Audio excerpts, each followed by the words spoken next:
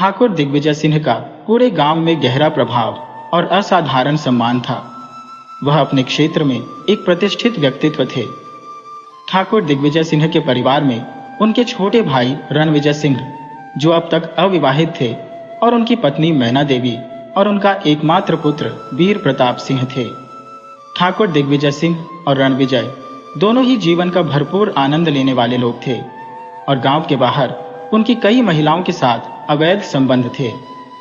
उनका बेटा वीर प्रताप सिंह अपने पिता और चाचा से भी अधिक रंगीन मिजाज का था। यदि किसी महिला पर उसकी नजर पड़ती तो वह किसी भी हालत में उसे हासिल करके ही रहता था। गांव के सभी लोग इस बात से परिचित थे, लेकिन उनके भय के कारण कोई भी उनके सामने आवाज उठाने की हिम्मत नहीं कर पाता था। ठाकुर दिग्विजय सिंह की पत्नी मैना देवी इन सभी कृत्यों से भली भांति परिचित थी, लेकिन वह मजबूरी में चुप रह जाती थी। मैना देवी एक सीधी सादी घरेलू महिला थी और अपने पति और देवर के डर के कारण कुछ कहने की हिम्मत नहीं कर पाती थी। हालांकि वह अपने बेटे को सुधारने की कोशिश जरूर करती, लेकिन वीर प्रताप उनकी बातों को नजरअंदाज कर देता था।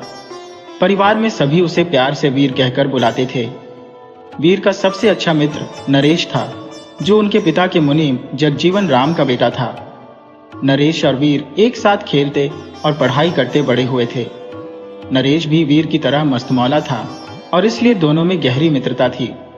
गांव की पंचायत में ठाकुर दिग्विजय सिंह का सबसे बड़ा प्रतिद्वंद्वी था चौधरी सुमेर सिंह।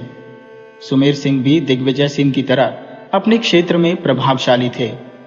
दोनों के बीच एक पुरानी खानदानी दुश्मनी थी और वे एक दूसरे को फूटी आंख नहीं सुहाते थे।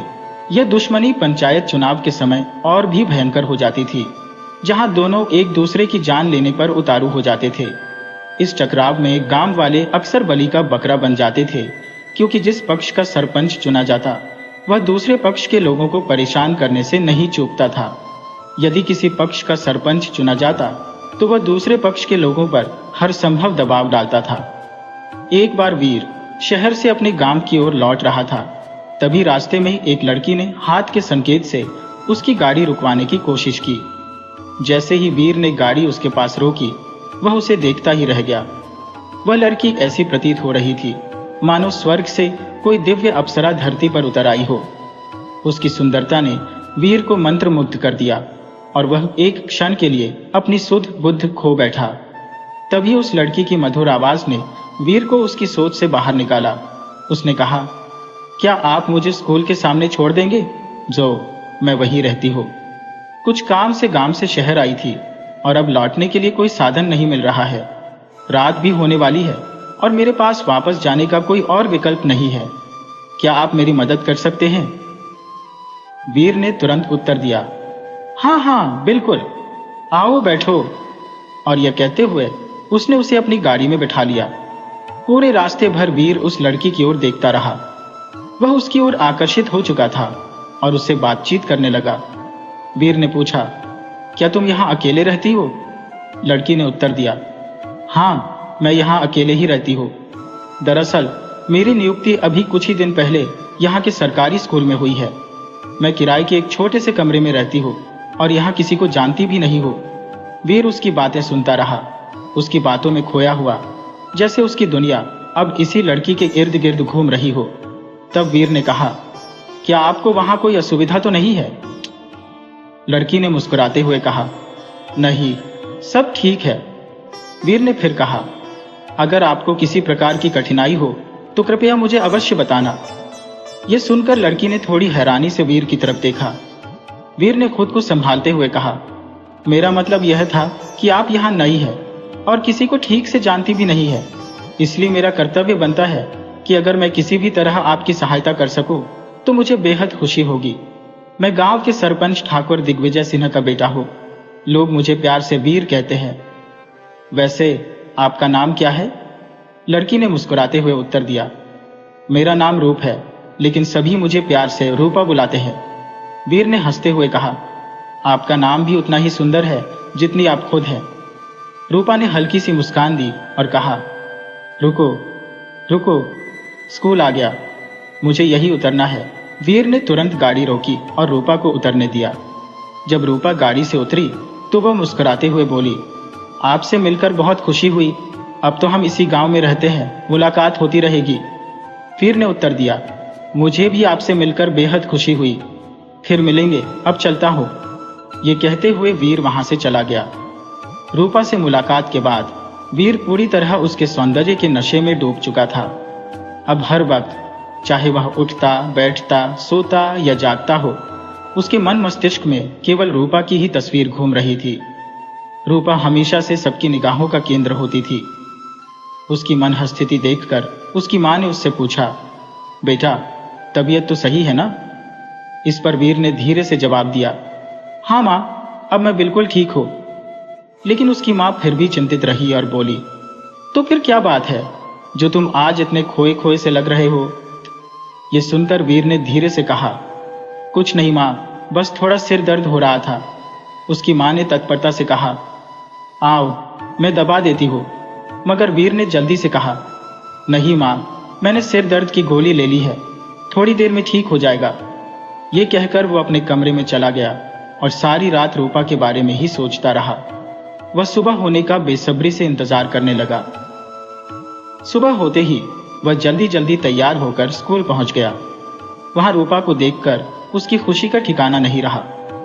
रूपा आज हल्के गुलाबी रंग की साड़ी पहनी थी और बेहद आकर्षक लग रही थी। वीर को देखकर रूपा मुस्कुराते हुए बोली, अरे वीर, प्रताप सिंह जी, आप यहाँ? वीर ने उत्तर दिया, हाँ, बस यूं ही मिलने का मन हुआ, इसलिए चला आया। वैसे मुझे वीर प्रताप सिंह कहने की बजाय सिर्फ वीर कहना बेहतर लगेगा। ये सुनकर रूपा हंसते हुए बोली, लेकिन यह तो तुम्हारे घर वाले भी कहते हैं, है ना? वीर मुस्कुराते हुए बोला, हाँ, लेकिन तुम मुझे सिर्फ वीर कह सकती हो। रूपा ने शरारत भरे अंदाज में कहा, ठीक है, लेकिन एक शर्त है। वीर ने उत्सुकता से पूछा, कौन सी शर्त? रूपा ने हंसते हुए जवाब दिया, तुम्हें मुझसे दोस्ती करनी पड़ेगी। यह सुनकर वीर की खुशी का ठिकाना नहीं रहा, क्योंकि वह इसी पल का इंतजार कर रहा था। वह बोला, हाँ, क्यों नहीं, आज से हम दोनों अच्छे दोस्त हैं। तुम अपनी हर समस्या मुझसे साझा कर सकती हो। यह सुनकर रूपा बोली, आप जैसा दोस्त पाकर मुझे भी बहुत खुशी हो रही है। अब रूपा और वीर गहरे मित्र बन चुके थे। वे अपना खाली वक्त एक दूसरे के साथ बातें करने और घूमने फिरने में बिताने लगे। उनके साथ साथ नरेश भी रूपा से काफी घुल मिल गया और वह भी रूपा का अच्छा दोस्त बन गया था। एक दिन वीर ने हिम्मत जुटाकर रूपा से अपने प्रेम का इजहार किया और शादी का प्रस्ताव रखा। इस पर रूपा कुछ देर तक चुप रही और फिर बोली, वीर, हमारी शादी संभव नहीं है। वीर ने हैरानी से पूछा, क्यों? रूपा ने उदासी भरी आवाज में कहा, वीर, तुम एक रईस खानदान से हो, जबकि मैं अनाथ और बेहद गरीब हूँ। इस दुनिया में मेरा कोई नहीं है। मुझसे विवाह करने पर तुम्हें और तुम्हारे परिवार को शर्मिंदगी और अपमान का सामना करना पड़ेगा। लोग तुम्हारी आलोचना करेंगे और तुमसे तमाम सवाल पूछेंगे। तुम्हें मुझसे कहीं बेहतर और प्रतिष्ठित घराने की लड़की मिल सकती है। रूपा ने उदासी से कहा। यह सुनकर वीर ने दृढ़ता से कहा, रूपा, मैं केवल तुमसे प्रेम करता हूँ और तुमसे ही विवाह करूंगा। मुझे इन दुनियावी बातों से कोई फर्क नहीं पड़ता। ये कहकर वीर वहां से चला गया और अपने माता पिता से जाकर सारी बात बताई। पहले तो यह सुनकर दिग्विजय सिंह और रणविजय सिंह बहुत नाराज हुए। वे बोले, तू उस मास्टरनी के साथ जैसा चाहे वैसा कर सकता है, लेकिन उसे हम अपने घर की बहू कभी नहीं बना सकते। पर वीर अडिग था। उसने साफ कह दिया, मैं शादी करूंगा तो केवल रूपा से, क्योंकि मैं उसी से प्रेम करता हूं। वीर की मां मैना देवी ने अपने पति और रणविजय को समझाया, जिसके बाद वे अनिच्छा से मान गए। वीर यह सुनकर बेहद खुश हुआ और अपने कमरे में चला गया। लेकिन दिग्विजय सिंह और रणविजय सिंह के मन में कुछ और ही योजना चल रही थी। वे रूपा जैसी अनाथ लड़की से वीर की शादी करवाकर जनता की सहानुभूति हासिल करना चाहते थे, जिससे वे सरपंच के चुनाव में जीत हासिल कर सकें।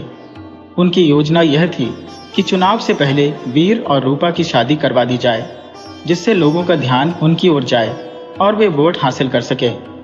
उसके बाद वे किसी दुर्घटना का बहाना बनाकर रूपा को खत्म कर देंगे और कुछ समय बाद किसी प्रतिष्ठित घराने की लड़की से वीर का विवाह कर देंगे। रूपा इस साजिश से अनजान थी और वीर से विवाह की बात सुनकर खुशी से फूली नहीं समाई। उसे ऐसा लग रहा था जैसे उसकी मनोकामना पूरी हो गई हो। वह दिग्विजय सिंह और रणविजय सिंह के खतरनाक इरादों से बिल्कुल अनभिज्ञ थी। अगले दिन वीर रूपा को अपने परिवार से मिलाने के लिए घर लाया। रूपा को देखकर वीर की मां का दिल खुशी से भर गया। वह लगातार रूपा को देखती रही और उसकी सुंदरता की बलैया लेती रही। रूपा की सुंदरता ने दिग्विजय सिंह और रणविजय सिंह को भी स्तब्ध कर दिया। उन्हें ऐसा महसूस हो रहा था जैसे रूपा स्वर्ग से उतरी कोई अप्सरा हो। वीर के परिवार से मिलने के बाद रूपा को भीतर से एक अनकही खुशी का अनुभव हुआ। विशेषकर जब वह वीर की मां मैना से मिली तो उसके दिल में मां की कमी का एहसास उमड़ आया। उसकी आंखों में आंसू छलकने लगे। मैना ने तुरंत उसे देखा और स्नेह भरे स्वर में पूछा, क्या हुआ बेटी, तू क्यों रो रही है? रूपा ने रुंधे गले से कहा, आंटी जी, आपको देखकर आज मुझे मेरी मां की बहुत याद आ गई। मैना ने उसकी आंसू पोंछते हुए कहा, बेटी, आज से खुद को अनाथ मत समझना। मैं तेरी मां हूं और अब से मुझे आंटी नहीं मां कहा कर। यह सुनकर रूपा ने खुद को रोक नहीं पाई और मैना के गले लग गई। इस दृश्य ने एक गहरी भावुकता का संचार कर दिया। अगले ही दिन ठाकुर दिग्विजय सिंह ने पूरे गांव के सामने अपने बेटे वीर और रूपा की शादी की घोषणा कर दी। यह सुनते ही गांव के लोग हैरत में पड़ गए। इतने प्रतिष्ठित परिवार का इकलौता बेटा एक अनाथ और गरीब लड़की से विवाह करेगा, यह बात सभी के लिए अप्रत्याशित थी। ठाकुर साहब के इस कदम की चर्चा हर तरफ थी। लोग उनकी दरिया दिली की प्रशंसा कर रहे थे। हालांकि जब यह खबर चौधरी सुमेर सिंह तक पहुंची तो उसके मन में गुस्से की लहर दौड़ गई। वह जानता था कि यह ठाकुर दिग्विजय सिंह की कोई नई चाल थी चुनाव जीतने की। चौधरी सुमेर सिंह ने ठान लिया था कि वह इस चाल को सफल नहीं होने देगा। 2 दिन बाद वीर और रूपा की सगाई का मुहूर्त तय किया गया। पूरे गांव को आमंत्रण भेजा गया, जो एक असाधारण घटना थी, क्योंकि पहले कभी ठाकुर साहब या चौधरी सुमेर सिंह ने गांव वालों को इस तरह के आयोजनों में शामिल नहीं किया था। यहां तक कि सगाई के निमंत्रण में चौधरी सुमेर सिंह को भी बुलाया गया, जिसे पाकर वह दुविधा में पड़ गया। उसे समझ आ गया कि ठाकुर दिग्विजय सिंह उसे नीचा दिखाने के लिए यह सब कर रहे हैं। फिर भी सामाजिक बदनामी से बचने के लिए उसे इस आयोजन में जाना ही पड़ा। सगाई के दिन ठाकुर के घर पर चहल पहल का माहौल था। हर ओर सजावट की गई थी। मेहमानों का आना शुरू हो चुका था। मैना अपने बेटे की सगाई को लेकर खोली नहीं समा रही थी, हर कार्य में भाग ले रही थी। उसी समय चौधरी सुमेर सिंह अपने बेटे अमर सिंह के साथ सगाई में पहुंच गए। सगाई के भव्य आयोजन में ठाकुर दिग्विजय सिंह ने खास मेहमानों के लिए खास इंतजाम किए थे। मनोरंजन के लिए उन्होंने एक सपेरों के कबीले से नचनिया बुलवाई थी। गांव के पास ही ये कबीला बसता था, जहां सपेरे नाग पकड़ने, उनका विष निकालने और बेचने का काम करते थे। वही उनकी महिलाएं गांव के उत्सवों में नाच गाकर रोजी कमाती थी। गांव वाले उन्हें नचनिया कहकर बुलाते और इनके कबीले को नचनिया ओखा का कबीला के नाम से जाना जाता था। ये महिलाएं अपने परिवार का पेट पालने के लिए अपनी कला का प्रदर्शन करती, लेकिन गांव के बड़े लोग इनका अक्सर दुरुपयोग करते। वे नाच के बहाने इनसे छेड़छाड़ और शोषण करने से बाज नहीं आते। इस कबीले की एक प्रसिद्ध नचनिया थी बिजली, जो अपने नशीले नृत्य और आकर्षक अदाओं के लिए मशहूर थी। उसके नाचने की कला ने पूरे गांव को मंत्रमुग्ध कर रखा था और लोग दांतों तले उंगली दबाने को मजबूर हो जाते थे। इस बार भी ठाकुर दिग्विजय सिंह ने बिजली को विशेष रूप से आमंत्रित किया था। पंचायत के सभी लोग लजीज खाने और नचनियों के डांस का भरपूर आनंद ले रहे थे। गांव के लोग ठाकुर साहब की दरिया दिली और उनकी व्यवस्था की प्रशंसा करते नहीं थक रहे थे। ठाकुर साहब यह सब देखकर मन ही मन मुस्कुरा रहे थे, क्योंकि उनका उद्देश्य भी यही था, अपने बड़प्पन को साबित करना। चौधरी सुमेर सिंह यह सब देखकर अंदर ही अंदर जल रहे थे। उन्हें अच्छी तरह पता था कि यह सब ठाकुर दिग्विजय सिंह की चाल का हिस्सा था। रूपा और वीर की सगाई विधिपूर्वक संपन्न हो गई थी और शादी की तारीख सगाई के 2 महीने बाद चुनाव से ठीक 10 दिन पहले तय की गई थी। ठाकुर दिग्विजय सिंह ने गांव वालों के सामने चौधरी सुमेर सिंह के साथ सम्मान पूर्वक व्यवहार किया और सार्वजनिक रूप से उसे गले भी लगाया। सभी गांव वाले ठाकुर साहब के इस शिष्टाचार की तारीफ कर रहे थे, लेकिन चौधरी सुमेर सिंह समझ रहे थे कि यह भी एक चाल है। सगाई की रस्म पूरी होने और मेहमानों के खाने पीने की व्यवस्था के बाद चौधरी सुमेर सिंह अपने बेटे अमर सिंह के साथ घर लौट आए। वह बेहद नाराज थे, क्योंकि उन्हें लग रहा था कि दिग्विजय सिंह ने सबके सामने उन्हें नीचा दिखाने की कोशिश की है। उनके मन में प्रतिशोध की ज्वाला जल उठी थी। वह सोच रहे थे, मैं दिग्विजय सिंह से इस अपमान का बदला जरूर लूंगा और उसकी चाल कभी कामयाब नहीं होने दूंगा। सगाई के 2 दिन बाद ही चौधरी सुमेर सिंह के पोते का जन्मदिन था, जिसे उन्होंने एक भव्य भोज के रूप में मनाने का निर्णय लिया। गांव के सभी लोग उनके आमंत्रण पर वहां इकट्ठे हुए, जिसमें ठाकुर दिग्विजय सिंह और उनका परिवार भी शामिल था। ठाकुर दिग्विजय सिंह और उनके भाई रणविजय सिंह यह जानते हुए मुस्कुरा रहे थे कि चौधरी सुमेर सिंह ने यह सब केवल इसलिए किया था ताकि वह खुद को गांव वालों के सामने ऊंचा दिखा सकें। चौधरी सुमेर सिंह ने भी मनोरंजन के लिए वही नचनिया बुलवाई जिसमें बिजली का नृत्य मुख्य आकर्षण था। उन्होंने गांव के हर व्यक्ति को गले लगाया और दिखावे के तौर पर गरीबों की मदद करने का आश्वासन दिया। यह सब कुछ दिखावा था, क्योंकि उनका असली उद्देश्य केवल दिग्विजय सिंह से बेहतर दिखना था। दिग्विजय सिंह अपने परिवार और भाई रणविजय सिंह के साथ इस आयोजन में शरीक हुए, लेकिन कार्यक्रम समाप्त होने के बाद लौटते समय उनकी गाड़ी का संतुलन बिगड़ गया और एक पहाड़ी से टकराकर गहरी खाई में जा गिरी। इस हादसे में रणविजय सिंह की दर्दनाक मौत हो गई, जबकि दिग्विजय सिंह एक पेड़ से लटककर गंभीर रूप से घायल हो गए। अस्पताल में उन्हें बचाने के लिए डॉक्टरों को उनका एक हाथ और एक पैर काटना पड़ा। जांच के दौरान ठाकुर दिग्विजय सिंह और उनके बेटे वीर ने पुलिस को बताया कि यह हादसा एक साजिश थी और उन्होंने आरोप लगाया कि चौधरी सुमेर सिंह ने गाड़ी के ब्रेक फेल करवाकर उनकी जान लेने की कोशिश की थी। इस आरोप के आधार पर पुलिस ने सुमेर सिंह को हिरासत में लिया और उनसे कड़ी पूछताछ की गई, लेकिन चौधरी सुमेर सिंह ने इन आरोपों को पूरी तरह से निराधार बताते हुए कहा कि उन्हें इस घटना से कोई लेना देना नहीं है। उन्होंने यह भी कहा कि उन्हें खुद नहीं मालूम कि गाड़ी के ब्रेक कैसे फेल हुए। पूरी स्थिति चौधरी सुमेर सिंह के लिए भी उतनी ही हैरान करने वाली थी। ठोस सबूतों की कमी के कारण पुलिस ने चौधरी सुमेर सिंह को जमानत पर रिहा कर दिया। कुछ समय बाद ठाकुर दिग्विजय सिंह को भी अस्पताल से छुट्टी दे दी गई। अब वो बैसाखियों के सहारे चलने में सक्षम हो चुके थे, लेकिन उनका रोजमर्रा का जीवन बुरी तरह प्रभावित था।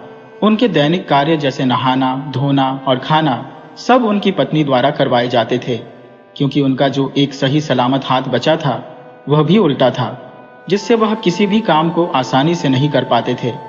रणविजय सिंह की मौत ने ठाकुर दिग्विजय सिंह को भीतर से पूरी तरह तोड़ दिया था। इस हादसे के बाद उन्होंने रूपा और वीर की शादी की तारीख भी टाल दी। इस दुखद घटना के बाद गांव वालों की पूरी सहानुभूति ठाकुर दिग्विजय सिंह के साथ थी। लोगों को मन ही मन यह शक भी था कि इस दुर्घटना के पीछे कहीं न कहीं चौधरी सुमेर सिंह का हाथ हो सकता है। घटना को बीते हुए 2 महीने हो गए थे और सरपंच चुनाव का दिन आ गया था। पूरे गांव ने एकजुट होकर अपना मत ठाकुर दिग्विजय सिंह को दिया और वह भारी मतों से विजयी हुए। हालांकि इस जीत की उन्हें जरा भी खुशी नहीं थी। जिस जीत का जश्न वह पहले धूमधाम से मनाते, आज उसी जीत ने उन्हें निहसन कर दिया था, क्योंकि उनका छोटा भाई रणविजय सिंह अब उनके साथ नहीं था। चुनाव के 2 दिन बाद ही एक सुबह जब गांव का एक व्यक्ति खेतों में गया तो उसने नरेश की लाश देखी। यह खबर पूरे गांव में आग की तरह फैल गई। नरेश के पिता जगजीवन राम, वीर और अन्य गांव वाले तुरंत वहां पहुंचे। नरेश की लाश गांव के एक खेत में पड़ी थी। उसके सिर पर एक बड़ा पत्थर मारकर उसे मौत के घाट उतारा गया था। उसके शरीर पर खून के निशान थे और यह दृश्य सभी के लिए बेहद दर्दनाक था। नरेश के पिता अपने बेटे की लाश से लिपटकर कूद फूट कर रोने लगे। नरेश ही उनका अंतिम सहारा था, खासकर उनकी पत्नी की मौत के बाद। गांव के लोग स्तब्ध थे और यह सोच रहे थे कि नरेश आखिर रात में खेत में क्या करने आया होगा। उसकी हत्या ने पूरे गांव को सदमे में डाल दिया। बहुत से लोग यह मान रहे थे कि नरेश की मौत के पीछे भी चौधरी सुमेर सिंह का हाथ हो सकता है। शायद चुनाव में हार का गुस्सा निकालने के लिए उन्होंने नरेश की हत्या करवा दी हो। किसी अज्ञात व्यक्ति ने पुलिस को सूचना दी और कुछ ही देर में पुलिस नरेश की लाश को कब्जे में लेकर पोस्टमार्टम के लिए भेजने पहुंच गई। शक के आधार पर पुलिस ने चौधरी सुमेर सिंह और उसके बेटे अमर सिंह को हिरासत में लेकर कड़ी पूछताछ की। हालांकि इस बार भी पुलिस के हाथ उनके खिलाफ कोई ठोस सुराग नहीं लगा। बाप बेटे दोनों ने नरेश की हत्या से साफ इनकार कर दिया। चौधरी सुमेर सिंह ने गुस्से में कहा, तुम सबको क्यों लगता है कि चुनाव में हार के कारण मैंने गुस्से में यह हत्या करवाई होगी? यह सरासर गलत है। मानता हूं कि मुझे हार से काफी निराशा हुई, लेकिन इसका मतलब यह नहीं कि मैं किसी की जान लूं। पिछली बार जब मैं चुनाव हारा था तब भी किसी की जान नहीं ली, फिर अब क्यों लूंगा? कोई मेरे खिलाफ साजिश रच रहा है, मुझे बदनाम करने की कोशिश कर रहा है। पुलिस ने हर संभव कोशिश की, मगर उन्हें कोई पुख्ता सबूत नहीं मिला। आखिरकार चेतावनी देकर उन्हें छोड़ दिया गया कि पुलिस की नजर हमेशा उन पर बनी रहेगी, इसलिए कोई चालाकी करने की कोशिश न करें। ठाकुर दिग्विजय सिंह को यकीन था कि नरेश की हत्या में चौधरी सुमेर सिंह का ही हाथ है। इस ख्याल ने उन्हें आक्रोशित कर दिया। वीर, जो नरेश का सबसे करीबी दोस्त था, उसकी हत्या से टूट चुका था। रूपा ने वीर को संभालने और हिम्मत देने की कोशिश की, लेकिन वीर के दुख का कोई मोल नहीं था। पुलिस के पास अब कोई ठोस दिशा नहीं थी। वे लगातार जांच पड़ताल कर रहे थे, लेकिन न तो ठाकुर रणविजय की हत्या के कातिल का सुराग मिल रहा था, न ही उस हमले का जिसने ठाकुर दिग्विजय सिंह को अपाहिज बना दिया और अब नरेश की हत्या भी कर दी। पुलिस और गांव वाले दोनों ही अजीब उलझन में थे। आखिर ये सब किसके इशारे पर हो रहा था? इसका मकसद क्या था? नरेश की मौत के बाद ठाकुर दिग्विजय सिंह ने वीर और रूपा की शादी की तारीख को और भी आगे बढ़ा दिया, यह सोचते हुए कि इस हालात में शादी करना उचित नहीं होगा। ऊपर से उन्हें यह भी डर था कि कहीं अगला निशाना वीर न बन जाए। इस चिंता के चलते ठाकुर ने शादी का विचार फिलहाल टाल दिया, लेकिन वीर इस निर्णय से बिल्कुल भी खुश नहीं था। वीर को अपने चाचा और नरेश की मृत्यु का दुख तो था, लेकिन उससे भी ज्यादा पीड़ा उसे रूपा से दूर रहने की हो रही थी। वह अब किसी भी कीमत पर रूपा को अपने पास पाना चाहता था। उसकी आत्मा में बेसब्री की एक आग जल रही थी, जो उसे जल्द से जल्द रूपा को हासिल करने के लिए मजबूर कर रही थी। इसी जल्दबाजी में उसने अपने पिता ठाकुर दिग्विजय सिंह से तुरंत शादी की बात की, परंतु ठाकुर ने साफ इनकार कर दिया। यह सुनकर वीर का दिल टूट गया और जब उसे कोई रास्ता नहीं सूझा तो उसने एक खतरनाक योजना बनाई। उसने सोचा, शादी की बातें तो चलती रहेंगी, लेकिन मैं अब और इंतजार नहीं कर सकता। एक दिन जब ठाकुर दिग्विजय सिंह और उनकी पत्नी दवा लेने अस्पताल गए थे, वीर ने घर के सभी नौकरों की छुट्टी कर दी। यह उसे एक सुनहरा मौका लग रहा था। उसने रूपा को अकेले में मिलने के लिए घर बुला लिया ताकि वह अपनी इच्छा पूरी कर सके। उस वक्त घर में सिर्फ वीर और रूपा थे। अचानक घर में आग लग गई। आग इतनी भयंकर थी कि पूरे घर को अपनी चपेट में ले लिया। वीर और रूपा अपनी जान बचाने के लिए जोर जोर से चिल्लाने लगे। उनकी चीखें सुनकर गांव वाले इकट्ठे हो गए। लोग अपने घरों से पानी लेकर आग बुझाने की कोशिश कर रहे थे, लेकिन आग और भी भड़कती जा रही थी। आग इतनी विकराल हो चुकी थी कि उसे रोकना मुश्किल हो गया था। रूपा किसी तरह घर से भागकर बाहर आ गई, लेकिन उसके शरीर पर चोटें आई। वह रोते हुए भीड़ से बार बार वीर को बचाने की गुहार लगा रही थी। जब ठाकुर दिग्विजय सिंह और उनकी पत्नी अस्पताल से वापस आए तो उन्होंने अपने घर को आग में जलते हुए देखा और घबरा गए। किसी ने उन्हें बताया कि वीर अंदर फंसा हुआ है। ठाकुर ने अपने बेटे को बचाने की कोशिश की, लेकिन लोगों ने उन्हें रोक लिया। आग को काबू करने के लिए दमकल गाड़ी और पुलिस को बुलाया गया, लेकिन जब तक वे पहुंचे तब तक पूरा घर आग में जल चुका था। वीर की जलकर मौत हो गई थी। अपने बेटे की मौत से उसकी मां मैना देवी सदमे में पागल हो गई और ठाकुर दिग्विजय सिंह अपने पूरे संसार को राख में तब्दील होता देख अवाक रह गए। पुलिस को वीर की जली हुई लाश मिली। गांव वाले ठाकुर को सांत्वना दे रहे थे, लेकिन वह अपना सब कुछ खो चुके थे। मैना देवी को अस्पताल में भर्ती करवाया गया। अस्पताल के उस कमरे में रूपा मैना देवी का सहारा बनने की कोशिश कर रही थी, परंतु मैना देवी अपने बेटे की मौत के गहरे शोक में डूबी हुई थी। ठाकुर दिग्विजय सिंह के जीवन में त्रासदी का तूफान उनके पूरे परिवार और गृहस्थी को तहस नहस कर चुका था। वह जैसे ही पुलिस की लापरवाही को याद करते, गुस्से और दुख से भरे हुए उन्हें कोसने लगते। आंसुओं से भरी आवाज में वह बार बार पुलिस को कोसते हुए कहते, अगर उन्होंने कातिल को समय पर पकड़ा होता तो आज मेरा बेटा जिंदा होता। उनके इस हृदय विदारक दृश्य ने वहां मौजूद हर किसी का मन द्रवित कर दिया था। नरेश के पिता जगजीवन राम ठाकुर साहब को अपने घर ले गए, जहां शायद वह उनके दर्द को बेहतर समझ सकते थे। इस बीच पुलिस ने शक के आधार पर फिर से चौधरी सुमेर सिंह और उनके बेटे को हिरासत में लिया, लेकिन कोई ठोस सबूत न मिलने पर उन्हें पूछताछ के बाद रिहा कर दिया। जब पुलिस ने वीर की मौत के संदर्भ में रूपा से सवाल जवाब किए तो उसने बताया कि वीर ने उसे किसी महत्वपूर्ण कार्य के सिलसिले में घर पर बुलाया था। वे दोनों आपस में बातचीत कर ही रहे थे कि अचानक घर के पीछे से जलने की दुर्गंध आने लगी। घबराकर जब उन्होंने मकान के पिछवाड़े का दरवाजा खोला तो वहां आग धधक रही थी। आग की भयावहता देखकर वे दंग रह गए। इससे पहले कि वे कुछ कर पाते, आग पूरे घर में फैल चुकी थी। रूपा ने आंसुओं से भरी आंखों से कहा, मैं और वीर अपनी जान बचाने के लिए घर से बाहर भागे। किसी तरह मैं तो बाहर निकल आई, लेकिन वीर जैसे ही बाहर आने की कोशिश कर रहा था, तभी कोई जलती हुई चीज उस पर गिर गई। उसके कपड़ों ने आग पकड़ ली और वह जलती लपटों में घिर गया। पुलिस ने रूपा से पूछताछ की, लेकिन उन्हें यह पता नहीं चल सका कि घर के पिछवाड़े में आग कैसे लगी। इस रहस्यमयी घटना से पुलिस भी उलझन में थी कि आखिर ऐसा कैसे हो सकता है। देखते ही देखते यह खबर पूरे जिले में फैल गई, मानो आग की लपटें हर ओर पहुंच गई हो। मीडिया के लोग पुलिस पर सवालों की बौछार कर रहे थे और पुलिस खुद उन सवालों के जवाब ढूंढने में असमर्थ हो रही थी। पुलिस का पूरा दल उस कातिल की खोज में जुटा हुआ था, लेकिन लाख कोशिशों के बावजूद वे कोई सुराग नहीं पा सके। इस मामले ने पुलिस को हिलाकर रख दिया था, क्योंकि कातिल बहुत चालाकी से खेल रहा था। उसने बड़ी सफाई से 3 हत्याएं कर दी और ठाकुर दिग्विजय सिंह के जीवन को पूरी तरह तबाह कर दिया। ठाकुर साहब अब एक चलती फिरती लाश जैसे हो गए थे। उनका दिल बार बार यही सोचकर तड़पता था कि अगर वह कातिल उनके हाथ आ जाए तो वह उसे जिंदा नहीं छोड़ेंगे।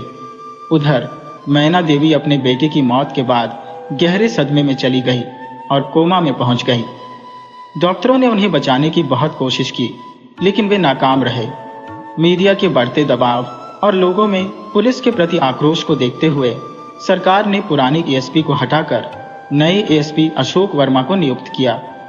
अशोक वर्मा जटिल मामलों को सुलझाने में माहिर थे। उन्होंने इस केस के हर पहलू को बारीकी से देखा और उन स्थानों का दौरा किया जहां रणविजय सिंह, नरेश और वीर की हत्या हुई थी। उन्होंने चौधरी सुमेर सिंह और उसके बेटे से भी सख्त पूछताछ की, लेकिन उनके हाथ कोई ठोस सुराग नहीं लगा।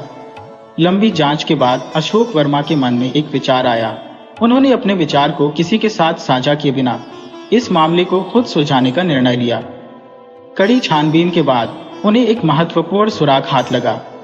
उन्होंने तुरंत अपनी टीम को लेकर ठाकुर दिग्विजय सिंह के पास पहुंचने का निर्णय लिया। पहले उन्होंने ठाकुर साहब से गहन पूछताछ की, फिर गांव के लोगों से बात की और अंत में रूपा को थाने लाकर उससे सवाल जवाब किए। अशोक वर्मा ने कड़े शब्दों में रूपा से कहा, रूपा जी, आपका पूरा नाम क्या है? रूपा ने जवाब दिया, जी, मेरा नाम रूपवती है। अशोक वर्मा ने गंभीर स्वर में कहा, अपने परिवार के बारे में कुछ बताइए। उनकी सवालों की चुभती नजर से बचते हुए रूपा बोली, मेरा कोई परिवार नहीं है। मैं अनाथ हूँ और अनाथालय में पली बड़ी हूँ। एएसपी अशोक वर्मा ने सख्त लहजे में कहा, तो आप इस गांव में पहली बार तब आई थी जब आपको यहाँ की स्कूल में नियुक्ति मिली? रूपा ने सहमति में सिर हिलाया, लेकिन वर्मा का गुस्सा बढ़ रहा था। उन्होंने कहा, झूठ बोलने की कोशिश मत करो रूपा जी, मैंने तुम्हारे अतीत की पूरी छानबीन की है। अब साफ साफ बताओ, तुमने नरेश, रणविजय और वीर की हत्या क्यों की? टेबल पर जोर से मुक्का मारते हुए अशोक वर्मा ने धमकाया, तुम्हारे खिलाफ सारे सबूत मेरे पास है। अब और झूठ मत बोलो। इस पर रूपा ने ठंडी निगाहों से वर्मा की ओर देखा और भारी मन से कहा, हाँ, मैंने ही उन तीनों की हत्या की।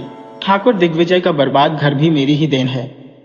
रूपा का यह कबूलनामा सुनकर पुलिस अधिकारी और गांव वाले सन्न रह गए। एक सीधी सादी दिखने वाली औरत इतनी खतरनाक हो सकती है, यह किसी के समझ से परे था। रूपा को अदालत में पेश किया गया।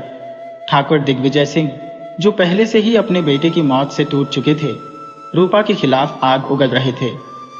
उनके वकील विवेक शर्मा ने अदालत से रूपा को 3 हत्याओं के लिए फांसी की सजा देने की मांग की। जज ने गंभीरता से रूपा से कहा, तुमने 3 हत्याएं की हैं, तुम्हें फांसी या उम्र कैद की सजा मिलनी तय है। लेकिन क्या तुम अपनी सफाई में कुछ कहना चाहती हो? रूपा ने एक गहरी सांस ली और मुस्कुराते हुए ठाकुर दिग्विजय सिंह की ओर देखा। ठाकुर साहब, आज आप अपने परिवार को खोकर कितनी पीड़ा महसूस कर रहे हैं, है ना? यही पीड़ा मैंने भी सहन की थी जब मेरा सब कुछ उजड़ गया था। उसकी आवाज में छुपे दर्द और गुस्से ने सभी को चौंका दिया।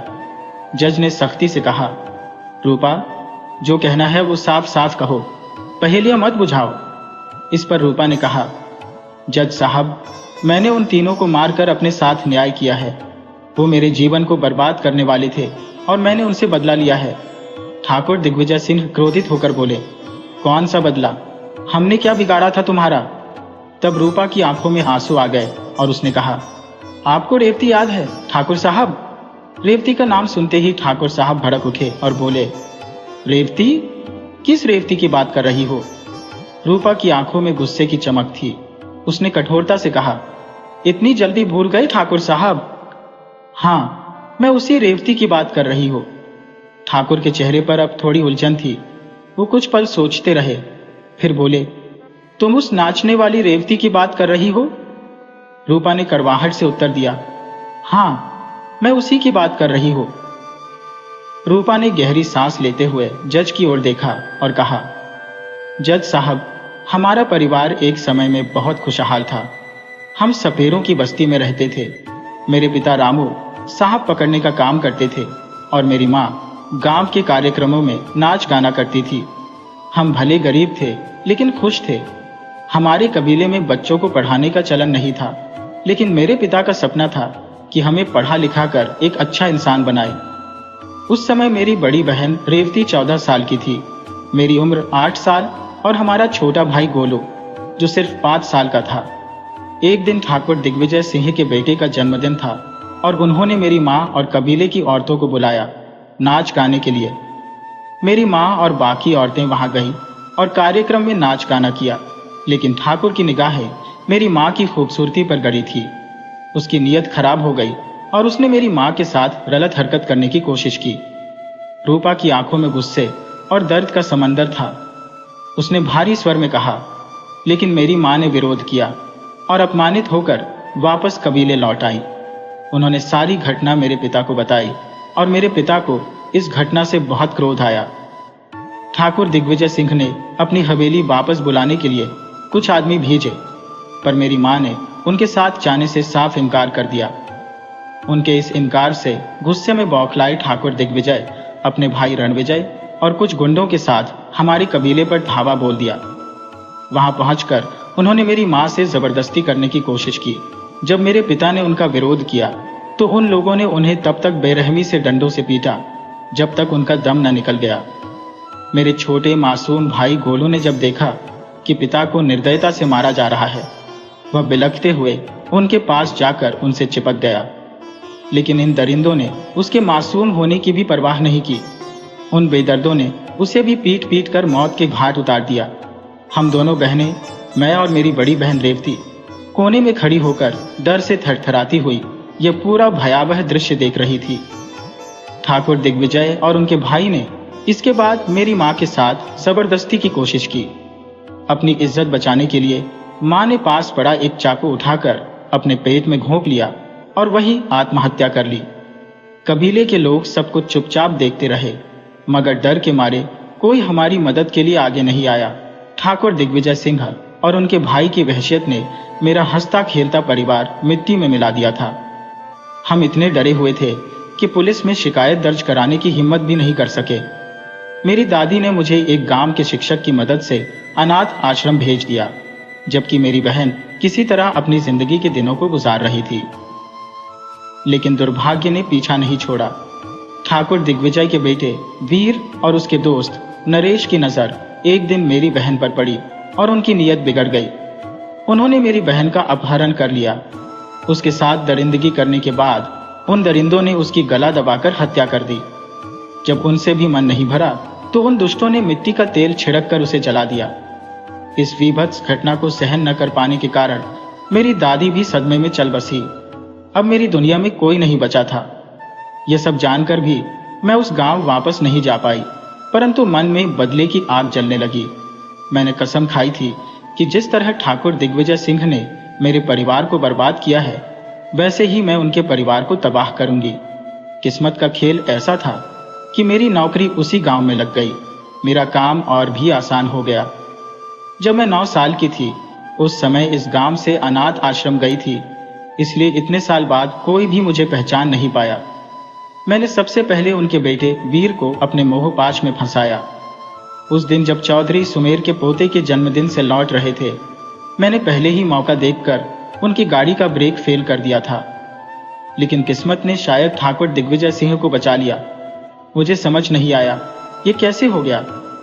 फिर जैसे वीर को अपने मोहजाल में फंसाया था, वैसे ही नरेश को भी अपने प्रेम के छलावे में फंसा लिया। उसे विश्वास दिलाया कि मेरा प्रेम वीर से नहीं बल्कि उससे है। इसी धोखे का फायदा उठाते हुए उसे एक रात खेत में मिलने बुलाया और समय देखकर उसकी हत्या कर दी। मेरा इरादा तबाही का था, खासकर उस वीर से बदला लेना जिसने मेरे जीवन को बर्बाद किया था। एक दिन वीर ने मुझे अपने घर बुलाया और मैंने चाय बनाने का बहाना किया।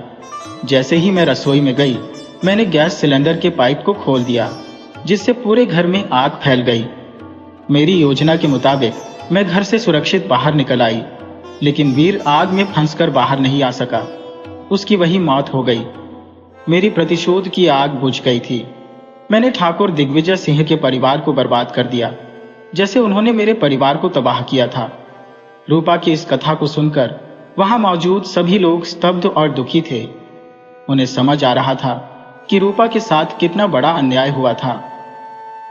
जज ने काफी सोच विचार के बाद कहा, हाँ रूपा, तुम्हारी बातों को सुनने के बाद यह समझ में आता है कि तुमने बदले की आग में जलकर यह कदम उठाया है। इस अदालत का निर्णय है कि तुम्हें 10 साल की कारावास की सजा सुनाई जाती है। और 10 वर्षों की लंबी प्रतीक्षा के बाद आज रूपा के जीवन में स्वतंत्रता का दिन था। जेल के फाटक से बाहर कदम रखते ही उसकी निगाहें विनय पर पड़ी, जो उसे देखने के लिए वहां खड़ा था। विनय उसके स्कूल और कॉलेज का साथी था, जिसने उसे हमेशा से पसंद किया और गहरे प्रेम से देखा। विनय को सामने देखकर रूपा ने बिना कोई प्रतिक्रिया दिए दूर जाने की कोशिश की, लेकिन तभी विनय की आवाज ने उसे ठिठका दिया। मुस्कुराते हुए विनय पास आकर बोला, काफी इंतजार कराया तुमने, और जब वह खत्म हुआ तो तुम यूं ही निकल रही हो। इस पर रूपा की आंखों में हैरानी और जिज्ञासा झलक उठी। विनय ने उसके कंधे पर हल्का सा हाथ रखकर कहा, रूपा, मैं तुम्हें इस दुनिया की तरह गलत नहीं मानता।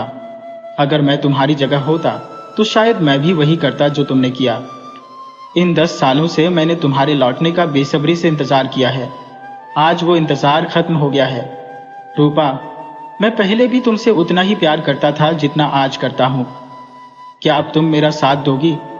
इस दुनिया में मेरे पास कोई और नहीं है, और तुम भी यह जानती हो। जैसे तुम अनाथ हो, वैसे ही मैं भी। अगर तुम मेरे साथ रहोगी तो मेरे जीवन को एक उद्देश्य मिलेगा। रूपा ने हिचकिचाते हुए कहा।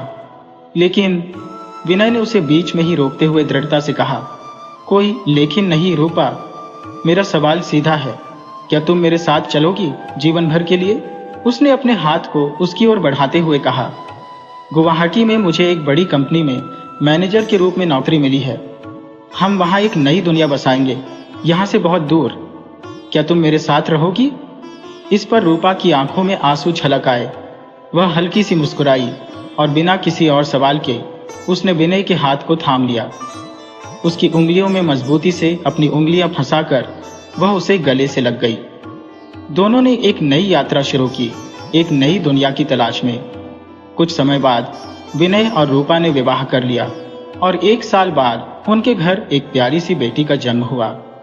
अब वे दोनों अपने बच्चे के साथ खुशी खुशी जीवन बिता रहे थे, नए सपनों और उम्मीदों के साथ।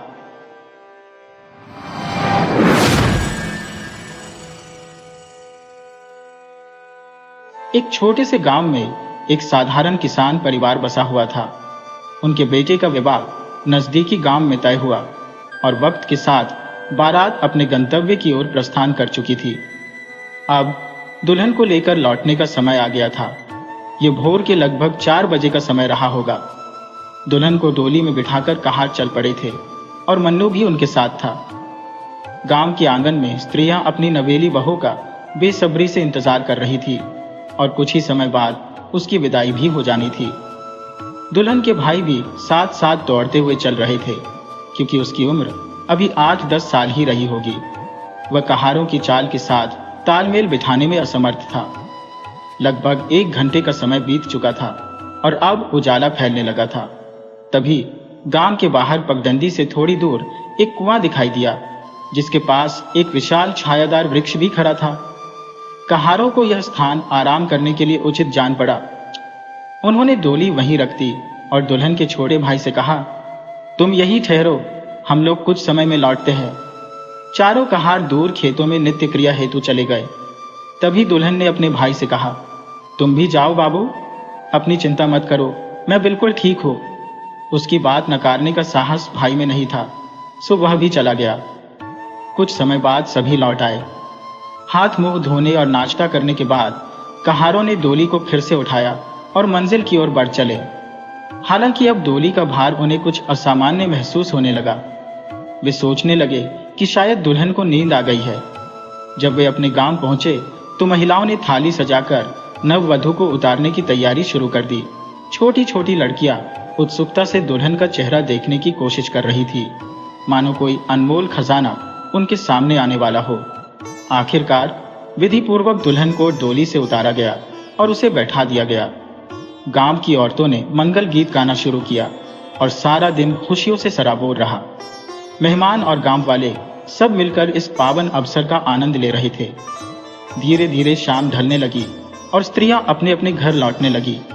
अब घर में केवल परिवार वाले और कुछ खास मेहमान ही बचे थे। रात का समय आ चुका था और यह वह रात थी जिसे सुहागरात कहा जाता है। हंसी मजाक के बीच मन्नू को जबरन धक्का देकर उसकी भाभियों ने कमरे का दरवाजा बंद कर दिया। अब कमरे में केवल मन्नू, उसकी नई नवेली पत्नी और एक धीमी रोशनी वाला दीपक था, जो उस क्षण को और अधिक विशेष बना रहा था।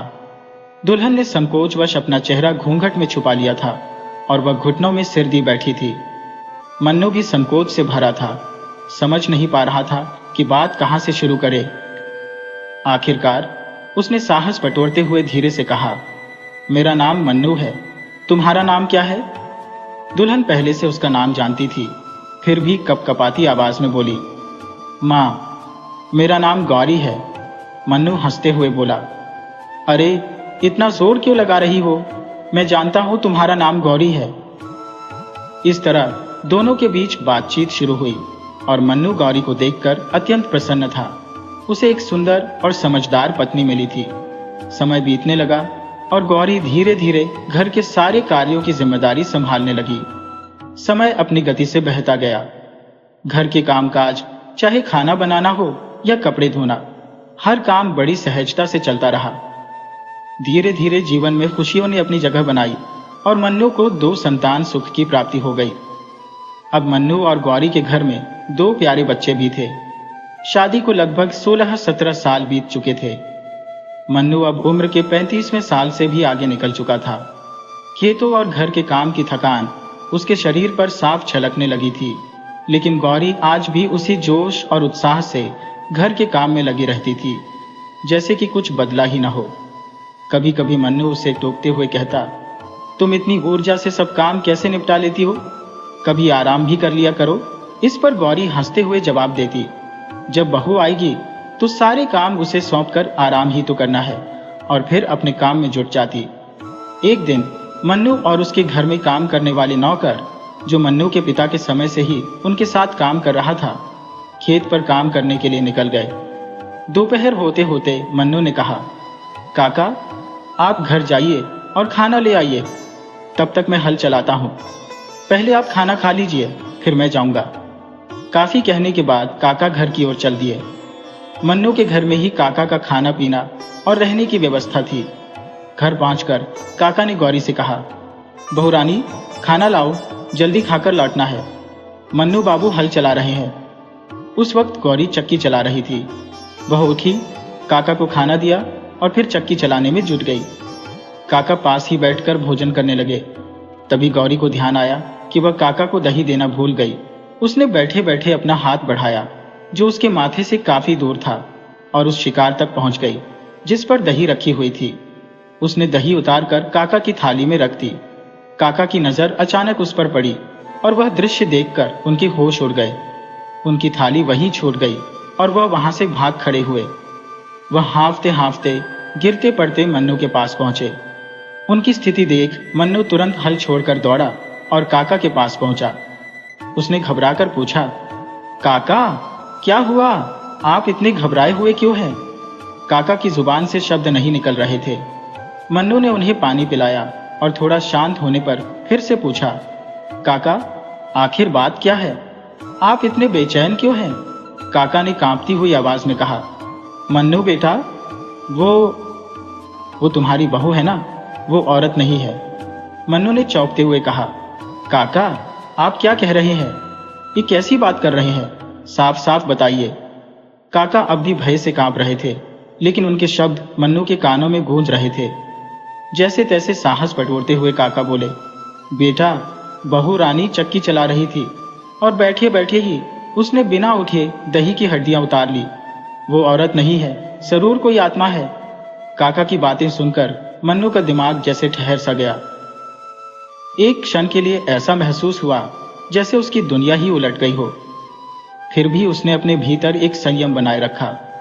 वह काका को शांत करने की कोशिश में बोला, काका आपको डरने की कोई जरूरत नहीं है, यह जरूर कोई गलत फहमी होगी। लेकिन काका अपनी बात पर अड़े रहे और मन्नू भी अब गहरी सोच में पड़ गया। वह सोचने पर मजबूर हो गया कि काका जो इतने वर्षों से उनके साथ रह रहे हैं, जिन्होंने कभी झूठ नहीं बोला, आज ये अजीब बात क्यों कह रहे हैं। मन ही मन उसने खुद को तसल्ली देते हुए कहा, काका आप परेशान मत होइए, मैं हूं ना। लेकिन उसके दिल में एक संदेह ने जन्म ले लिया। वर्षों तक वह इस बात से अनभिज्ञ रहा कि उसकी पत्नी, जो हमेशा उसकी साथी रही है, हंसी मजाक में साथ रही है, वो क्या वाकई इंसान नहीं है। मन्नू ने खुद से सवाल किया, काका तो झूठ नहीं बोलेंगे, आखिर वो हमारे परिवार का हिस्सा है, मेरे पिता के जैसे हैं, कुछ तो है। फिर उसकी सोच में वो विचार भी आया, गौरी इतने सालों से बिना थके कैसे इतनी जल्दी सारा काम निपटा लेती है। लेकिन तभी उसके दिमाग में उसके 2 बेटों की छवि उभर आई। कैसे मुमकिन है कि वो मेरे बच्चों की मां ना हो? मैंने खुद उसे उनके जन्म के समय देखा है। इन उलझनों के बीच मन्नू ने ठान लिया कि अब जो भी सच है घर जाकर ही पता चलेगा। घर लौटते समय काका अभी भी सहमे हुए थे और दरवाजे के भीतर जाने की हिम्मत नहीं जुटा पाए। उन्होंने बाहर झोपड़ी में खाट पर लेटने का फैसला किया। मन्नू भी अब घर लौट आया। रोज की तरह उसने गौरी को अपने पास बिठा लिया। खाते खाते उसने अचानक कहा, गौरी, काका कुछ कह रहे थे, क्या वो सही है? गौरी ने अनजान बनते हुए जवाब दिया, आप क्या कह रहे हैं? मुझे कैसे पता चलेगा कि क्या सही है और क्या गलत? लेकिन भीतर से वह सब कुछ समझ चुकी थी। मन्नू ने फिर बात छेड़ी। काका ने कहा कि तुमने बैठे बैठे ही दही की हड्डियां उतार ली थी। अब गौरी को भी सब सच बताने के अलावा कोई चारा नहीं बचा था। उसने जवाब दिया, हाँ, जो उन्होंने देखा वो सही है। मन्नू ने गंभीर स्वर में पूछा, जब ये सही है तो तुम एक पत्नी की तरह कैसे रह रही हो? और तुम 2 बच्चों की मां कैसे बन सकती हो? ये कैसे मुमकिन हो सकता है? वो भारी सांस लेते हुए बोली, मुझे तो यकीन ही नहीं हो रहा। बैठो, सब कुछ विस्तार से बताती हो। दोनों पलंग पर बैठ गई और फिर गौरी ने अपनी कहानी सुनानी शुरू की। उसकी आंखों से आंसू बहने लगे और उसकी आवाज भारी हो गई, जैसे किसी दुखती हुई पुरानी याद को फिर से जी रही हो। वो बोली, ये उस दिन की बात है जब मेरी शादी बड़ी धूमधाम से हुई थी। डोली में बिठाकर मुझे उसी रास्ते से ले जा रहे थे जिससे आपकी दुल्हन की डोली आई थी। मैं डोली में बैठी अपनी नई जिंदगी के सुनहरे ख्वाब बुन रही थी। अपने होने वाले पति के बारे में सोच रही थी कि वो कैसे होंगे, मुझसे कितना प्यार करेंगे, मैं भी उनके लिए क्या कुछ करूंगी, हमारे बच्चे होंगे, उन्हें प्यार से पालूंगी। तभी मुझे महसूस हुआ कि डोली जमीन पर रख दी गई है। वहां कहारों ने कहा, दुल्हन जी, आप आराम से बैठी रहिए, हम लोग थोड़ी देर में लौटते हैं। उनके जाते ही मैंने पर्दा हटाकर इधर उधर देखना शुरू किया। वहां एक घना पेड़ था, लेकिन उस पर कोई पक्षी नहीं था। ये बात मुझे अजीब लगी। पास ही एक सूखा कुआं था। मुझे कुछ अनहोनी का एहसास होने लगा। तभी अचानक एक जोरदार आवाज आई और एक काले भयानक इंसान ने मुझे डोली से खींच लिया। उसके हाथों में इतनी ताकत थी कि मैं कुछ भी नहीं कर पाई। वह बोला, मैं वर्षों से अकेला हूं, तुझे मेरे साथ रहना होगा। और वह मुझे लेकर कुएं में कूद पड़ा। जब कहार लौटे और मुझे न पाकर शोर मचाने लगे, कुछ देर में गांव के लोग इकट्ठे हो गए और कुएं में झांका तो मेरे कपड़े तैरते हुए दिखाई दिए। सबको लगा कि मैंने आत्महत्या कर ली। मेरे ससुराल वाले भी वहां आ गए और मेरी डोली को लेकर चले गए। लेकिन मैं उस वक्त सब देख रही थी, कुछ कर नहीं पाई, क्योंकि उस प्रेत ने मुझे जकड़ रखा था। वर्षों तक मैं कई दुल्हनों पर काबू करने की कोशिश करती रही, लेकिन वो प्रेत मुझे रोकता रहा। फिर एक दिन उसने कहा कि उसका समय पूरा हो गया है और अब वह मुक्त हो रहा है। वह लुप्त हो गया और मेरी कैद खत्म हो गई। फिर मैं इंतजार करने लगी कि कोई ऐसी डोली आए जिस पर मैं अपना अधिकार जमा सकूं। आखिर वो दिन आया जब आपकी दुल्हन की डोली आई थी। जब सब लोग खेतों में चले गए तो दुल्हन का भाई वहीं रह गया। मैं मायूस हो गई, लेकिन तभी उसकी आवाज आई, बाबू जाओ नित्य क्रिया कर लो, मेरी चिंता मत करो। बस वो मेरा मौका था। जैसे ही वह गया, मैं अपनी मुराद पूरी कर ली और तब से मैं यहाँ हूँ। उसी समय दुल्हन पर झपट पड़ी, उसका गला दबोच कर कुएं में कूद पड़ी। फिर मैंने उसका रूप धारण कर लिया और वापस डोली में जाकर बैठ गई। मेरी सबसे बड़ी समस्या यह थी कि मैं किसी को पहचानती नहीं थी, न किसी का नाम जानती थी। जब आपने सुहाग रात में मेरा नाम पूछा तो अंदर से मैं कांप उठी थी, लेकिन जब आपने अपने ही मुंह से गौरी कहा, तभी मुझे पता चला कि मेरा नाम गौरी है। तब से लेकर आज तक मैं अपनी चतुराई का सहारा लेती आई हूँ, इसीलिए कोई मुझे पहचान नहीं पाया, यहाँ तक कि बच्चे भी। जब मैंने गौरी का अंत किया था तब मेरे दिल में भारी पछतावा था, लेकिन मेरा लालच मुझ पर हावी हो गया था।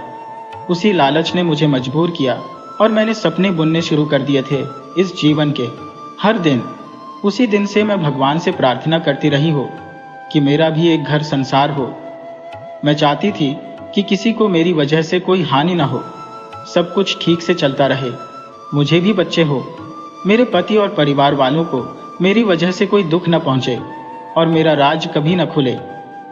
भगवान ने मेरी सुन ली, सब कुछ सही चलता रहा।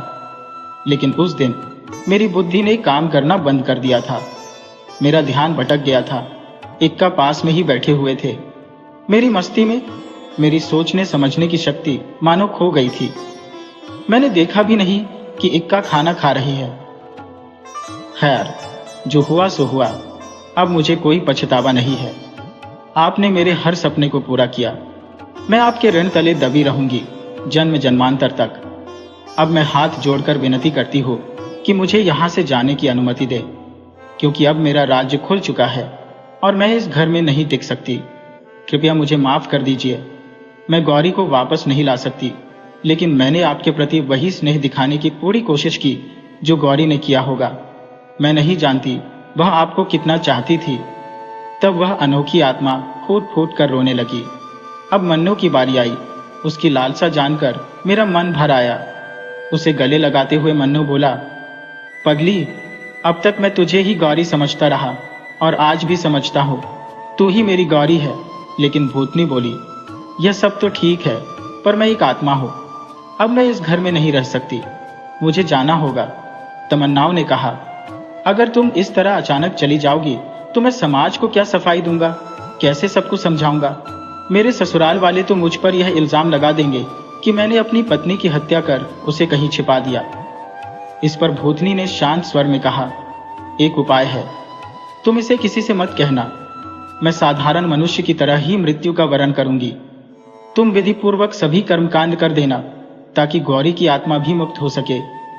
जब तुम मुझे चिता पर रखोगे तब तक सब मुझे देख सकेंगे, लेकिन जैसे ही तुम आग लगाओगे मैं कफन से लुप्त हो जाऊंगी। ये रहस्य सिर्फ तुम ही अनुभव कर पाओगे।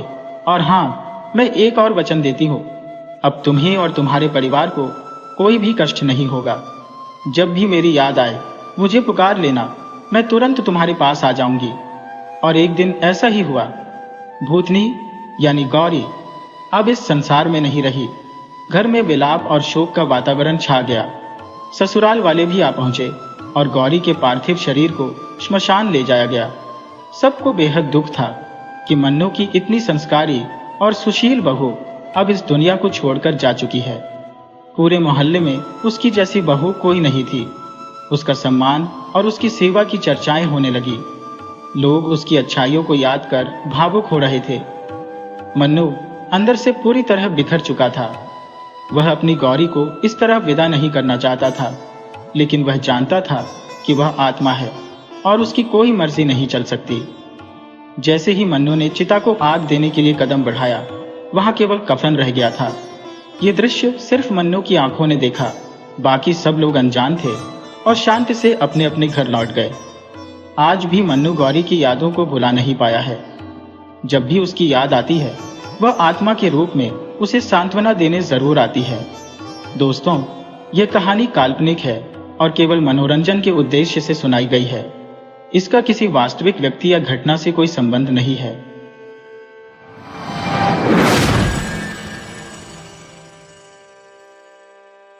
बहुत समय पहले की बात है। वीरपुर नगर पर राजा वीर सिंह का शासन था। वीर सिंह एक नवयुवक राजा थे जिनकी 3 रानियां थी, परंतु अब तक संतान का सुख उन्हें प्राप्त नहीं हुआ था। एक दिन सुबह सुबह राजा वीर सिंह शिकार पर निकले और अपने घोड़े पर सवार होकर जंगल की ओर बढ़ चले। जंगल में पहुंचते ही उनकी नजर एक बुजुर्ग महिला पर पड़ी जो खेत की मेड़ पर बैठी मूंज की पत्तियों को काट रही थी। राजा के मन में सवाल उठा कि यह वृद्धा इस निर्जन जंगल में क्या कर रही है। उत्सुकता के चलते वह घोड़े से उतरकर उस वृद्धा के पास पहुंचे। अपने राजसी घमंड में चूर उन्होंने उस महिला से अभिमान भरे स्वर में पूछा, ए बुढ़िया, तू इस सुनसान जंगल में अकेली क्या कर रही है? बुजुर्ग महिला ने राजा की ओर देखकर मुस्कुराते हुए कहा, बेटा, मैं जोड़ियां बना रही हूं और बिछड़वा रही हूं, किसी को मिला रही हो तो किसी को अलग कर रही हो, यही मेरा काम है। राजा वीर सिंह, जो अब भी कुछ समझ नहीं पाए थे, ने कहा, बुढ़िया, साफ साफ बता, तेरा असल मतलब क्या है? तब वृद्धा ने धीरे धीरे समझाते हुए कहा, बेटा, मैं इस संसार के लोगों की जोड़ियां बनाती हो। किसी को जीवन साथी के रूप में मिला रही हो तो किसी की जोड़ी अलग कर रही हो। यह संसार का नियम है। जो साथ आते हैं वे एक दिन बिछड़ भी जाते हैं। राजा, जो अब तक अपने गर्व में मग्न थे, बोले, तो जब तेरा काम जोड़ियां बनाना है तो मेरी जोड़ी भी तूने बनाई होगी, है ना? बुजुर्ग महिला ने मुस्कान छिपाते हुए उत्तर दिया, हाँ बेटा, तेरी भी जोड़ी बनाई है। राजा, जो पहले से विवाहित थे, अपने गर्व के वश में आकर बोले, अच्छा, ये तो बता, मेरी जोड़ी किसके साथ बनाई है? वृद्धा अब समझ चुकी थी कि राजा वीर सिंह अपने राजा होने के अहंकार में इस प्रकार का प्रश्न कर रहे थे। वह भीतर ही भीतर सोचने लगी, यह राजा अपने वैवाहिक जीवन के बावजूद मेरी जोड़ी बनाने की बात कर रहा है। इसके घमंड का कुछ उपचार करना ही होगा। इसने मेरे साथ मजाक किया है, इसे इसका परिणाम भुगतना ही पड़ेगा। वृद्धा ने अपनी योजना मन ही मन बना ली और बोली, राजा, तेरी जोड़ी बनाई तो है, परंतु इसका परिणाम तू स्वयं देखेगा। ए राजा, तूने मुझसे पूछा कि तेरी जोड़ी किससे बनाई है, तो सुन, तेरी जोड़ी मैंने तेरी खुद की बेटी से बनाई है, जो तेरी पटरानी से जन्म लेगी। जैसे तूने मेरे साथ मजाक किया, वैसा ही मजाक तुझ पर वापस कर दिया। ये सुनते ही राजा के पैरों तले जमीन खिसक गई और वह बेमाता से अपने की के लिए क्षमा मांगने लगा। राजा ने विनती की, मुझे इस श्राप से मुक्त कर दे। बेमाता बोली, हे राजा, तू राजा है, तेरे लिए कुछ भी असंभव नहीं है ना? फिर जा, देख ले कि क्या कर सकता है। मेरा वचन कभी झूठा नहीं हो सकता। परंतु यदि तेरे पास कोई शक्ति है तो उसे आजमाने में स्वतंत्र है। इतना कहकर बेमाता अपने कार्य में व्यस्त हो गई। राजा वीर सिंह, जो शिकार खेलना ही भूल गया था, अब गहरे दुख में डूबा हुआ अपने महल की ओर लौट आया। महल में पहुंचते ही राजा अपनी पटरानी चंद्रलेखा के पास पहुंचा, लेकिन उदासी उसके चेहरे पर स्पष्ट थी। रानी ने राजा की दयनीय दशा को देखा और चिंता में डूबी बोली, महाराज, क्या बात है? आप इतने दुखी क्यों हैं? राजा वीर सिंह ने भारी मन से कहा, महारानी, मैं तुझे कैसे बताऊं? मैंने आज घमंड में आकर एक बहुत बड़ी भूल कर दी। रानी चंद्रलेखा ने सवाल किया। कैसी भूल महाराज? राजा ने फिर अपनी रानी को पूरे घटनाक्रम की विस्तार से जानकारी दी। रानी चंद्रलेखा, जो धैर्य से सब सुन रही थी, अंत में मुस्कुराई और बोली, महाराज, आप अनहोनी की चिंता क्यों कर रहे हैं? जब हमारी अभी कोई संतान ही नहीं है तो बेटी कहां से आएगी? और जब कोई बेटी ही नहीं होगी तो आपकी दुल्हन कैसे बनेगी? यह सुनकर राजा वीर सिंह को थोड़ी राहत मिली। उसे लगा कि रानी की बात में दम है। उसने मन ही मन सोचा कि जब तक उनके कोई संतान नहीं होती तब तक वह भविष्य की ऐसी किसी चिंता में नहीं डूबेगा। समय धीरे धीरे बीतने लगा और कुछ महीनों बाद रानी चंद्रलेखा गर्भवती हो गई। अब रानी को वह डर सताने लगा जिसे वह पहले नकार चुकी थी। गर्भधारण के बाद वह अपनी संतान की सुरक्षा को लेकर अत्यधिक चिंतित रहने लगी और हर कदम सोच समझकर उठाने लगी।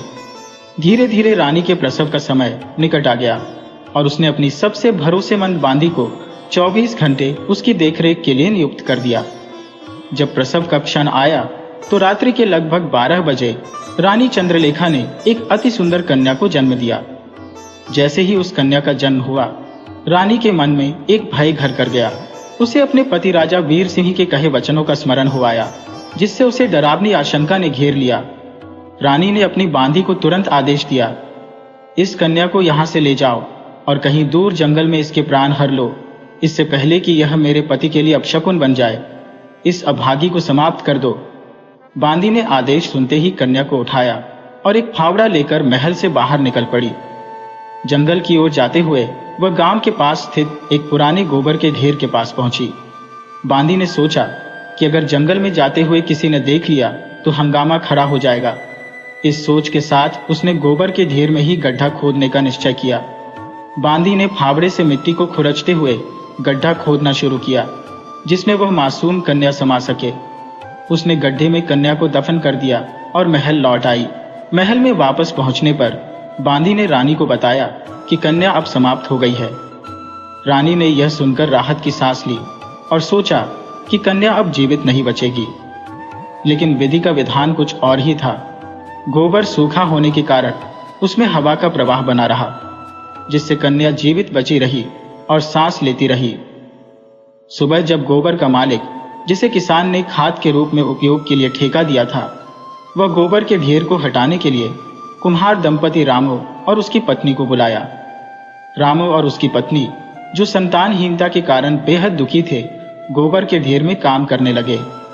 अचानक जैसे ही उन्होंने फावड़ा चलाया, वहां से एक बच्चे के रोने की आवाज सुनाई दी। चौंक कर उन्होंने तुरंत गोबर को अपने हाथों से हटाना शुरू किया। गोबर हटाते हटाते आखिरकार वे उस मासूम बच्ची तक पहुंच गए जो जीवित और स्वस्थ थी। रामू की पत्नी ने झट से उस बच्ची को गोद में उठा लिया और सीने से लगा लिया। जैसे ही उसने बच्ची को अपनी छाती से लगाया, उसकी छाती में दूध उतर आया और वह बच्ची को स्तनपान कराने लगी। ईश्वर की यह अद्भुत लीला, जिसने एक संतानहीन दंपति को एक कन्या का वरदान दिया, उसे एक उपहार समझते हुए दोनों पति पत्नी ने उसे अपने घर लाकर अपनी संतान के रूप में स्वीकार किया। उस कन्या का नाम किरण रखा गया और वे उसे बड़े प्रेम व स्नेह से पालने लगे। समय के साथ किरण बड़ी होने लगी और उसकी सुंदरता ने नगर के सभी बच्चों को पीछे छोड़ दिया। उसकी सुंदरता ऐसी थी कि कोई उसे देखकर मंत्रमुग्ध हुए बिना नहीं रह सकता था। समय धीरे धीरे आगे बढ़ता गया और किरण अब सयानी हो गई थी। वह अपने माता पिता के कामों में हाथ बटाने लगी थी। जब किरण लगभग 18 वर्ष की हुई तो एक दिन वह अपने माता पिता के पालतू गधों को जंगल में चराने गई।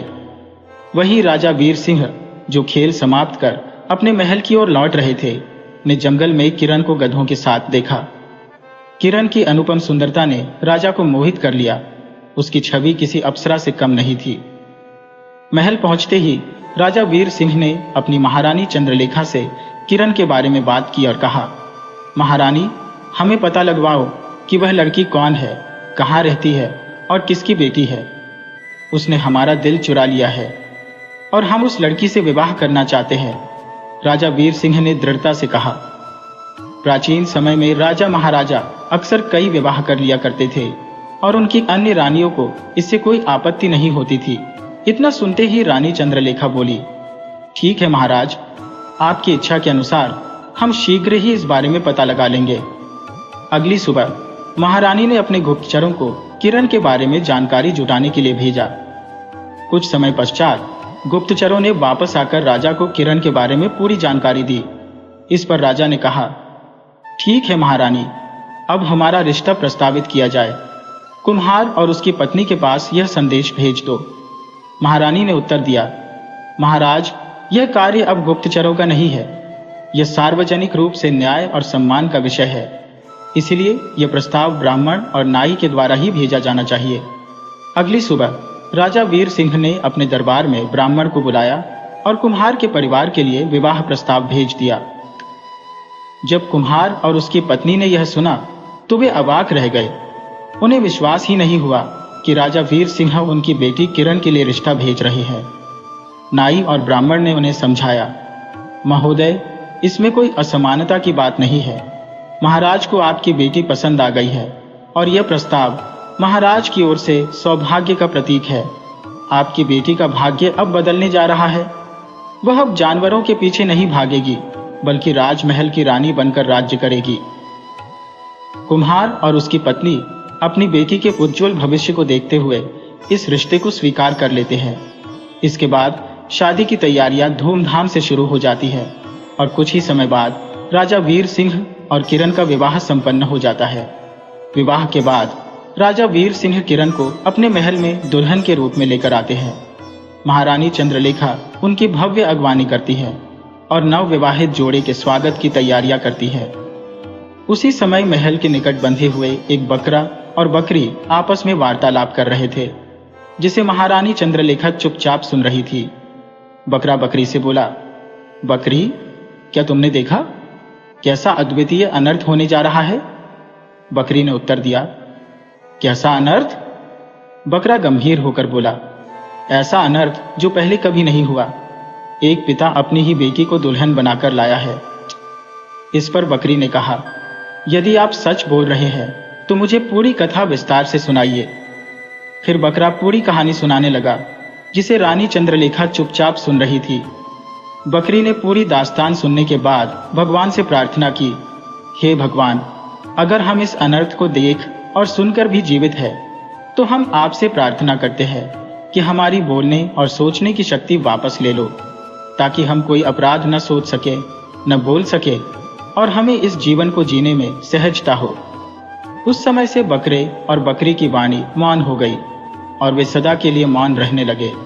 रानी चंद्रलेखा ने जब यह दृश्य देखा तो वह तुरंत समझ गई कि यह दुल्हन कोई और नहीं बल्कि उनकी ही बेटी है।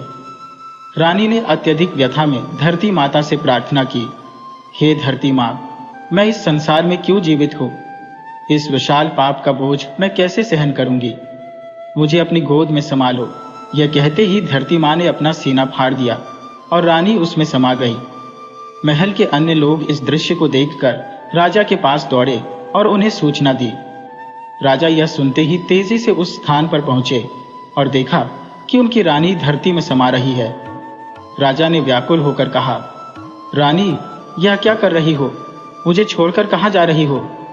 रानी ने करुण स्वर में उत्तर दिया, महाराज, जो पाप हमने किया है उसका यही प्रायश्चित है।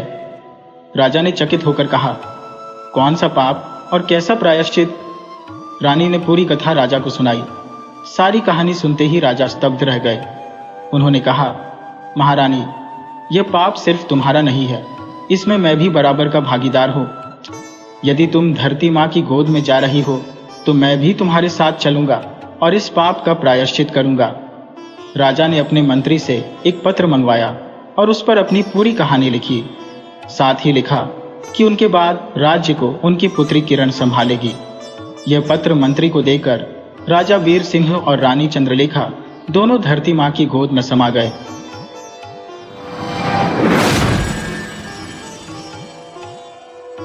वीडियो अच्छी लगी हो तो इसे लाइक करें और ऐसी ही मज़ेदार कहानियों के लिए चैनल को सब्सक्राइब करें और बेल आइकन दबाएं।